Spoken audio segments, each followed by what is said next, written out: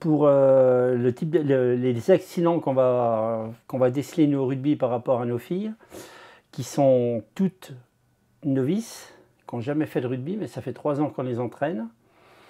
Ça va être, pour l'instant, on est en rugby développement, donc ça ne va pas être des grosses blessures. Pour l'instant, on n'a pas de grosses blessures. Ce qu'on peut avoir, c'est des doigts luxés. On a eu sur les 3 ans donc 2 chevilles, une à l'entraînement, une en match, 2 chevilles cassées. Donc à l'entraînement, c'était pas du tout violent, hein, on jouait à toucher. Et un petit peu les yeux, quoi. Voilà, on a eu 2-3 petits yeux au vert noir, voilà. Mais c'est tout ce qu'on a comme grosses blessures, nous, voilà. Mais ça reste quand même un rugby développement féminin. Dans les années à venir, on va jouer un rugby un petit peu plus dur. Donc, ouais, le gabarit des filles ne bouge pas tant que les garçons, quand même. On reste quand même sur des filles qui sont avec des gabarits normaux, quoi. Au niveau senior, si, je pense que c'est dangereux, mais à haut niveau. Voilà.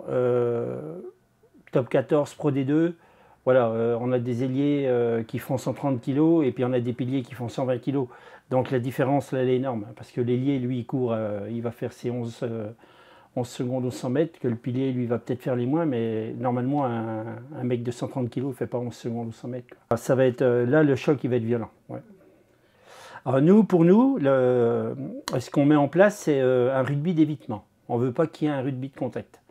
On apprend à jouer aux filles en faisant un rugby d'évitement. Donc ça veut dire que si j'ai le choix d'aller percuter la fille ou alors de me forcer à passer à côté ou de donner ma balle pour ne pas les percuter, c'est ce qu'on va privilégier à l'entraînement. On évite le on évite le contact. Après, il y aura toujours du contact, hein, quand on va faire des touches ou des mêlées, c'est des contacts mais qui sont quasiment le jeu il est arrêté.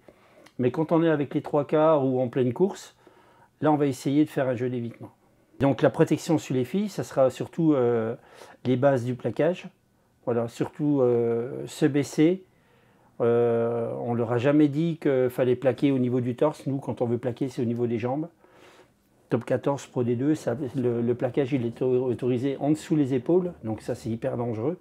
Nous, on leur dit, voilà, si tu veux plaquer, tu plaques, mais c'est aux jambes. Alors, ce qu'on a fait aussi pour mettre en sécurité les filles, on a fait une session SST, donc le secourisme au travail, avec l'organisme Forge Formation, qui était obligatoire pour nous en tant qu'entraîneurs.